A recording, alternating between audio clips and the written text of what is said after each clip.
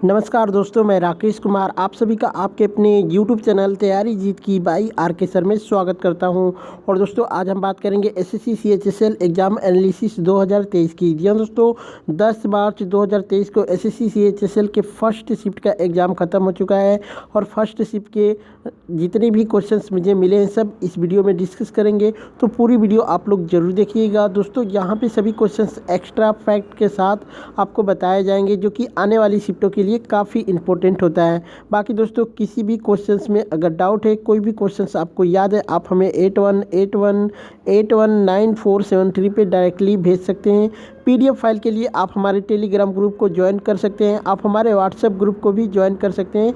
दोनों का link video के डिस्क्रिप्शन में मिल जाएगा, वहां से बिल्कुल फ्री में आप PDF फाइल को डाउनलोड कर पाएंगे। तो चलिए वीडियो को लाइक शेयर कर दीजिए, क्वेश्चंस देखते हैं, ठीक है।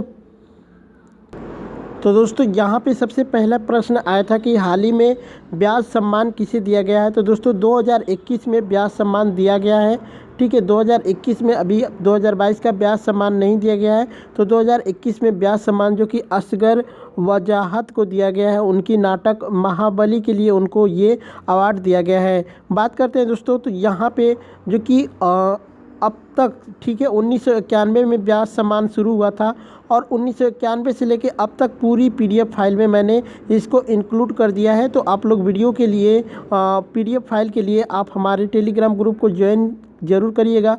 ये दोस्तों काफ़ी इंपॉर्टेंट है। चलिए एक दो बता देते हैं जो कि हाल ही में, जैसे कि 2020 में प्रो शरद पगारे को मिला था उनके उपन्यास पाटलिपुत्र की जो कि सम्राज्ञी के लिए, ठीक है। 2019 का मिला था नासिरा शर्मा को उपन्यास कागज़ की नाव के लिए। 2018 में लीलाधर जो कि जगूड़ी को मिला था जितने लोग उतने प्रेस के लिए, ठीक है। 2017 में ममता कालिया को मिला था दुखम सुखम के लिए, उनका उपन्यास था। वहीं 2016 में सुरेंद्र वर्मा को मिला था काटना समी का ब्रिज, ठीक है, ये उपन्यास था। तो इन सभी के लिए ये सभी PDF फाइल में आप लोग देख लीजिएगा, ठीक है।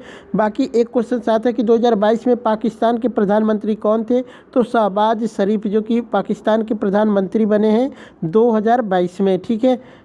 एक प्रश्न आया था कि पल्लव वंश की राजधानी कौन थी। तो कांचीरमपुरम जो कि पल्लव वंश की राजधानी थी।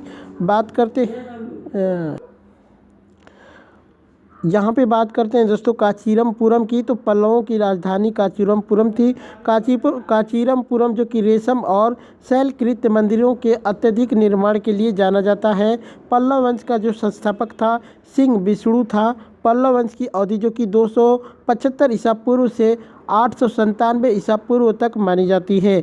वहीं बात करते हैं दोस्तों यहाँ पे पाटलिपुत्र जो कि आपसे पूछा जा सकता है। तो मौर्य साम्राज्य की राजधानी पाटलिपुत्र थी। पाटलिपुत्र अपने व्यापार और माल के निर्यात के लिए जाना जाता था। मौर्य साम्राज्य के संस्थापक चंद्रगुप्त मौर्य थे। वहीं बात करते हैं मौर्य साम्राज्य की जो कि अवधि थी 322 ईसा पूर्व से 187 ईसा पूर्व तक मानी जाती है। वही बात करते हैं दोस्तों यहाँ पे राजगीर की, ठीक। तो राजगीर मगध साम्राज्य की पहली राजधानी थी। राजगीर अपने शैलकृत गुफाओं, मंदिरों और किलों के लिए जाना जाता है। मगध साम्राज्य के संस्थापक राजा बिंबिसार थे। वहीं बात करते हैं दोस्तों, तो 544 ईसा पूर्व से 413 ईसा पूर्व तक राजगीर मगध साम्राज्य की राजधानी थी। वही बात करते हैं तक्षशिला, ठीक है। तक्षशिला तो गांधार साम्राज्य की राजधानी तक्षशिला थी। यह अपने बौद्ध धार्मिक स्मारकों के लिए जाना जाता है। गांधार राज्य का संस्थापक जो कि द्रुहा राजकुमार गांधार था। गांधार राज्य का समय जो कि 1500 ईसा पूर्व से 535 ईसा पूर्व तक माना जाता है। एक प्रश्न आया था दोस्तों कि दल बदल भारतीय संविधान के किस अनुसूची में है। तो इसका राइट आंसर हो जाएगा 10वीं अनुसूची में। बात करते हैं दोस्तों, तो भारतीय संविधान की 10वीं अनुसूची में दल बदल के आधार पर संसद और राज्य विधायिका के सदस्यों की अयोग्यता से संबंधित प्रावधानों से संबंधित है। भारतीय संविधान की 10वीं अनुसूची में दल बदल विरोधी कानून दिया गया है। यह 30 जनवरी 1985 को लोकसभा द्वारा पारित किया गया था। इसे 31 जनवरी 1985 को राज्यसभा द्वारा पारित किया गया था, ठीक है। वहीं बात करते हैं दोस्तों तो 15 जनवरी 1985 को राष्ट्रपति द्वारा अनुमोदित किया गया था। भारतीय संविधान के 52वें संशोधन ने भारतीय संविधान में 10वीं अनुसूची को जोड़ा था। भारतीय संविधान के 52वें संशोधन को दल बदल विरोधी कानून के रूप में भी जाना जाता है। ठीक है, वही बात करते हैं दोस्तों यहाँ पे। तो भारतीय संविधान की 7वीं अनुसूची जो कि संघ और राज्यों के बीच संघ सूची, राज्य सूची और समवर्ती सूची के बीच की शक्तियों के विभाजन से संबंधित है। भारतीय संविधान की 8वीं अनुसूची जो कि भारतीय संविधान द्वारा मान्यता प्राप्त प्राधिकारिक भाषाओं से संबंधित है। वहीं भारतीय संविधान की 9वीं अनुसूची जो कि भूमि सुधार से संबंधित है। ठीक है, एक प्रश्न आया था दोस्तों कि मोहिनी अट्टम किस राज्य का लोक नृत्य है, तो इसका राइट आंसर हो जाएगा केरल। जी हाँ दोस्तों, मोहिनी अट्टम या फिर मोहिनी एट्टम दक्षिण पश्चिम भारत के केरल राज्य का एक अर्धशास्त्रीय नृत्य है। इसकी उत्पत्ति जो कि 16वीं शताब्दी में मानी जाती है। मोहिनी के रूप में विष्णु के पुनर्जन्म में महिलाओं द्वारा हिंदू भगवान विष्णु की याद में नृत्य किया जाता है। डॉक्टर सुनंदा नायर मोहिनी अट्टम में मास्टर डिग्री हासिल करने वाली भारत की पहली महिला बनी हैं। उन्होंने मुंबई विश्वविद्यालय से मोहिनी अट्टम में आंतरिक गीतात्मक नारीवाद में पीएचडी जो कि थीसिस पूरी की है। वही बात करते हैं दोस्तों, तो मोहिनी अट्टम जो कि नाट्य शास्त्र की लास्य शैली पर आधारित है। इसमें नाजुक हरकतें और चेहरे के अधिक जो कि स्तरण भाव हैं। आंदोलनों कोमल और सरकना की तरह है, उनके पास लयबद्ध कदम नहीं है।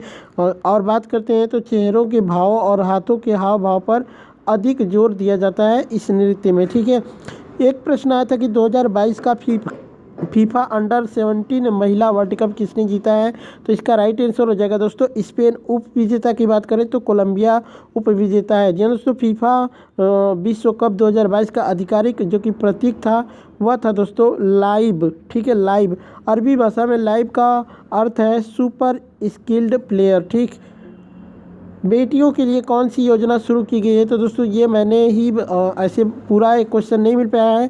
मैंने एक तर्क पे लगाया कि बेटियों के लिए अगर कोई योजना शुरू की गई है तो उत्तर प्रदेश सरकार ने भाग्य लक्ष्मी योजना शुरू की थी जो बेटियों के लिए शुरू की गई थी। क्या यही पूछा गया था, कमेंट करके एक बार ज़रूर बताइएगा। बात करते हैं तो भाग्य लक्ष्मी योजना उत्तर प्रदेश सरकार की बेटियों के लिए अहम योजना, जिसमें बेटी के जन्म पर 50,000 का बॉन्ड व 5100 रुपये नगद बेटी के मां के खाते में, इसके अलावा बेटी के 21 साल की होने पर 2 लाख की सहायता भी दी जाती है। भाग्य लक्ष्मी योजना में बेटी कक्षा 6 में प्रवेश लेने पर 3,000 रुपये और कक्षा 8 में प्रवेश लेने पर 5,000 रुपये और कक्षा 10 में प्रवेश लेने पर 10,000 रुपये उनको प्रोत्साहित दी जाती है।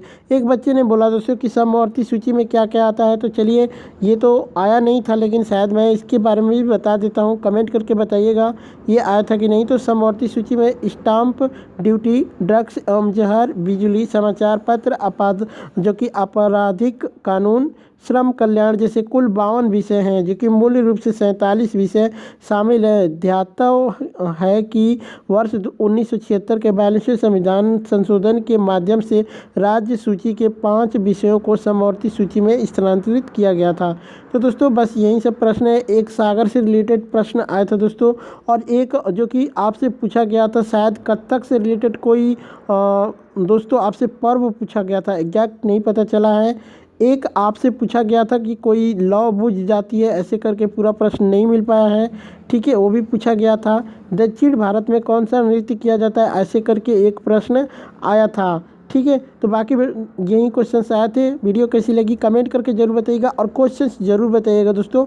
ऑल शिफ्ट में सभी क्वेश्चंस आपके इंक्लूड कर दिए जाएंगे। चलिए चलते हैं, मिलते हैं नेक्स्ट वीडियो में। तब तक के लिए जय हिंद, जय भारत।